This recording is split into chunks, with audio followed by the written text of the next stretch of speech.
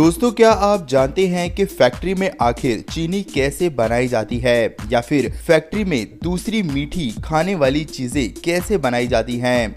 आज हम आपको चीनी की फैक्ट्री में बनने की पूरी प्रक्रिया दिखाने वाले हैं, जिसे आप स्किप तो बिल्कुल भी मत करना, क्योंकि चीनी बनने का यह तरीका आज आपको चौंका के रखने वाला है, जो आपकी नॉलेज तो बढ़ाएगा ही, साथ में आपकी कई गलतफहमियों को भी दूर कर देगा। तो चलिए दोस्तों, देखते हैं ये वीडियो।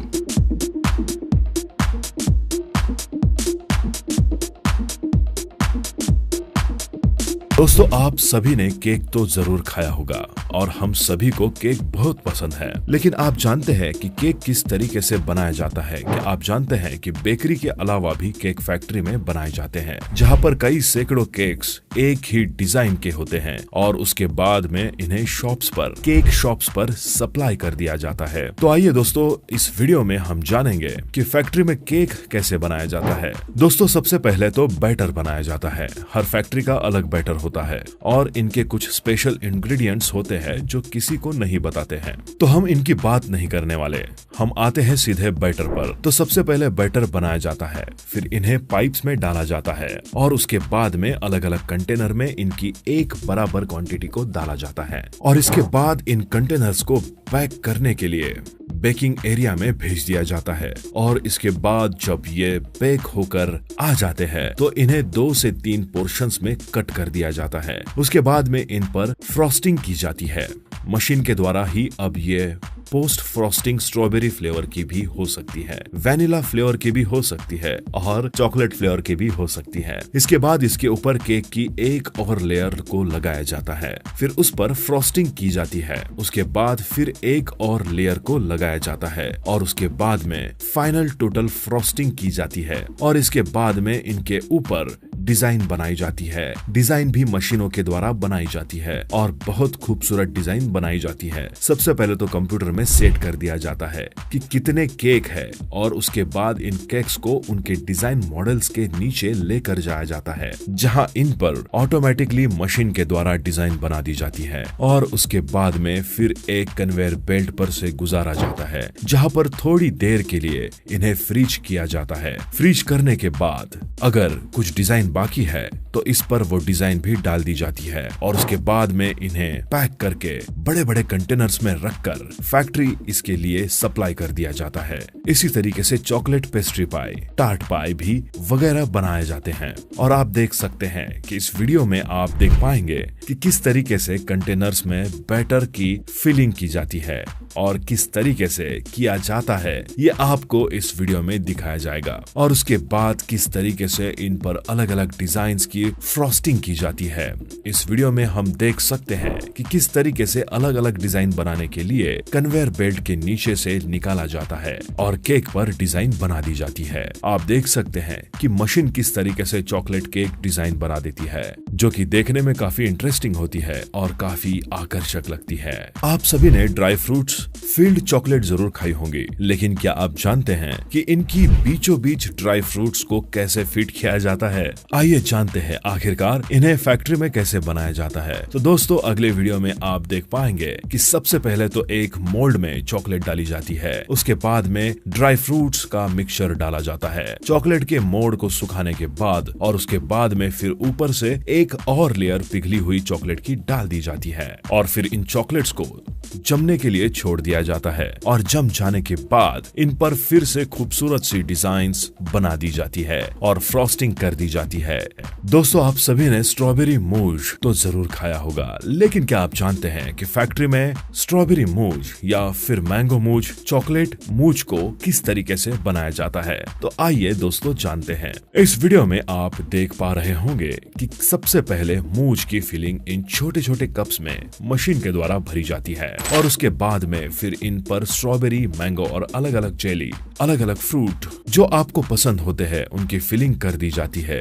और आप सभी ने छोटे छोटे टार्ट जरूर खाए होंगे और छोटे छोटे कप केक भी जरूर खाए होंगे। तो आप इस वीडियो में देख सकते हैं कि किस तरीके से इन छोटे छोटे कप्स में फिलिंग डाल जाती है। आप इस वीडियो में देख सकते हैं कि किस तरीके से इन छोटे छोटे कप्स में फिलिंग की जाती है और बेकिंग की जाती है मशीनों के जरिए, और ये हमारे खाने के लिए एकदम तैयार होते ही देखने में जितने प्यारे लगते हैं, खाने में उतने ही टेस्टी होते हैं। दोस्तों, आप सभी ने किटकैट चॉकलेट तो जरूर खाई होगी, लेकिन क्या आप जानते हैं कि फैक्ट्री में इन किटकैट चॉकलेट्स को किस तरीके से बनाया जाता है? तो आज के इस वीडियो में आप देख पाएंगे कि इन किटकैट चॉकलेट को किस तरीके से बनाया जाता है। सबसे पहले तो वेफर्स का एक बैटर बनाया जाता है, फिर इन्हें बेक किया जाता है। इसके बाद वेफर्स को छोटे छोटे टुकड़े में काट दिया जाता है और इसके बाद में इन पर एक लेयर व्हाइट चॉकलेट की लगाई जाती है। फिर एक वेफर का टुकड़ा रखा जाता है, फिर एक कन्वेयर बेल्ट से होते हुए इन वेफर्स पर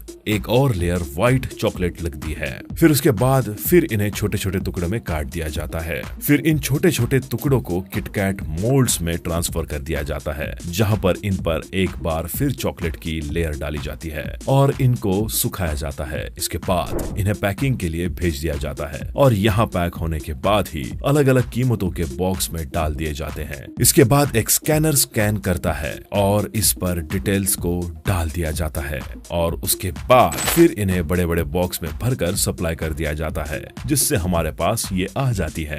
दोस्तों, आप सभी ने कैंडी जरूर खाई होगी, लेकिन क्या आप जानते हैं कि इन कैंडीज को किस तरीके से बनाया जाता है? हम आपको बताते हैं कि किस तरीके से बनाई जाती है ये कैंडीज। सबसे पहले इन कैंडीज के मिक्सचर को तैयार किया जाता है और अगर डबल फ्लेवर की कैंडीज बन रही हो तो 2 फ्लेवर के मिक्सर को एक साथ कंबाइन किया जाता है और फिर इन्हें एक पाइपिंग के कन्वेयर बेल्ट से गुजारा जाता है, जहां पर इन एक पतली पतली स्टिक्स में कट कर दिए जाते हैं और इसके बाद में फिर इनकी छोटी छोटी कैंडीज कट कर दी जाती है। और इस तरीके से हम देख सकते हैं कि कैंडीज को बनाया जाता है, जो कि खाने में बड़ी टेस्टी रहती है और उसके बाद फिर से डायरेक्ट पॉलिथीन में पैक कर दिया जाता है। इसके बाद एकदम रेडी होते हैं।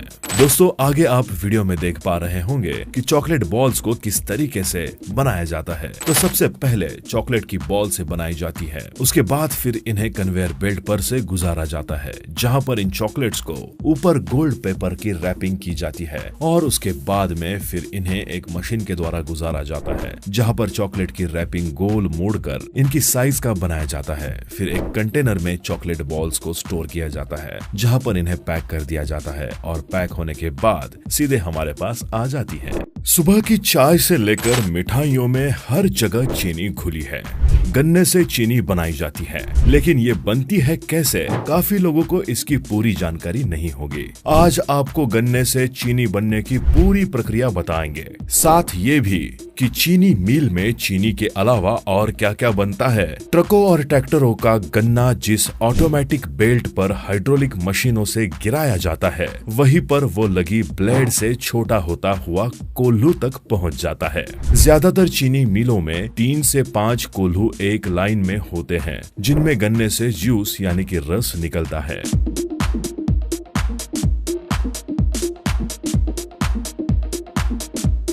गन्ने का जूस निकलने के दौरान ही उसे साथ साथ भाप से गर्म भी किया जाता है। इसके साथ ही यहाँ पर गन्ने बड़े बड़े चुंबकों के माध्यम से गन्ने के रस में मिले लोहे से ठोस पदार्थों को अलग कर दिया जाता है। गन्ने के जूस में शुरू से ही गर्म भाप इसलिए मिलाई जाती है ताकि वो किसी तरह का फंगस न लगने पाए। साथ ही वो जूस से सिरप यानी गाढ़ा करने में मदद करती है।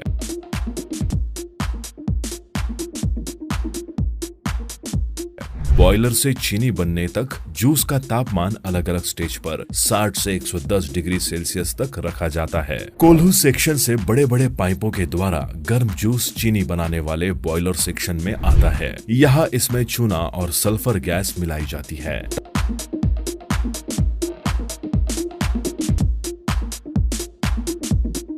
ताकि गाढ़े होते जूस से शीरा, मड़ समेत दूसरे वेस्ट बाहर निकल सके। इसके बाद उसे दाना बनाने होने तक गाढ़ा करते हैं। जब ये तरल गुड़ जैसा बन जाता है तो वो उसे एक विशेष मशीन के जरिए दानों में बदलकर चीनी बना दिया जाता है। गन्ने से जूस निकलने से चीनी बनने तक करीब 3 से 4 घंटे लगते हैं। मिल में कई बॉयलर यूनिट होती हैं।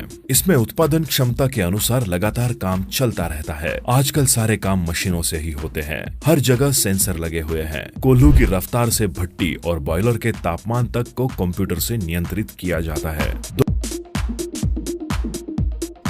दोस्तों कई बार आपने सुना होगा कि कई लोग ये कहते हैं कि चीनी को सफेद रंग देने के लिए इसमें जानवरों की हड्डियों का बूरा मिलाया जाता है, मगर फैक्ट्री में चीनी बनने की इस प्रोसेस को देखकर आप जान ही गए होंगे कि ऐसा बिल्कुल भी सही नहीं है। मगर इसके बारे में आपका क्या कहना है, हमें कमेंट में लिखकर जरूर बताएं।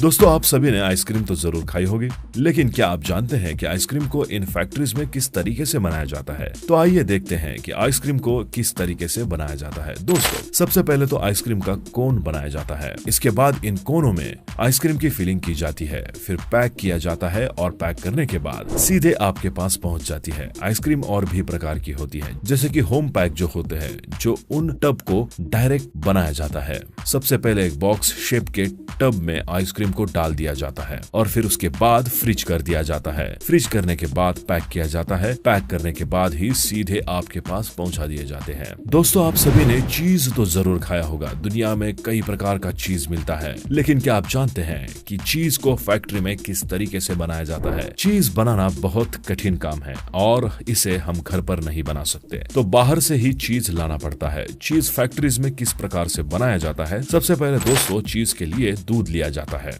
जो डायरेक्ट फैक्ट्री से आता है, जहां पर डायरेक्ट दूध निकाला जाता है और फिर उसके बाद इस दूध को फाड़ दिया जाता है और फाड़ने के बाद उस दूध से पानी को अलग कर दिया जाता है और फिर बचे हुए प्रोडक्ट को धोया जाता है और इसके बाद में फिर धोने के बाद में इनसे चीज बनाया जाता है। हम चीज से सारा पानी हटा दिया जाता है और उसके बाद में इन चीज को एज किया जाता है, स्टोर किया जाता है, फ्रीज किया जाता है। अलग अलग तरीके से चीज को बनाया जाता है और उसके बाद ये पैक करके सीधे हमारे पास खाने के लिए पहुंच जाते हैं। हम उम्मीद करते हैं कि आपको हमेशा की तरह ये वीडियो बहुत पसंद आया होगा। पसंद आया हो तो लाइक करें, अपने दोस्तों के साथ जरूर शेयर करें और कमेंट करके बताएं कि इस वीडियो में आपको कौन सा पार्ट अच्छा लगा। मिलते हैं फिर ऐसे ही एक मजेदार वीडियो में। धन्यवाद।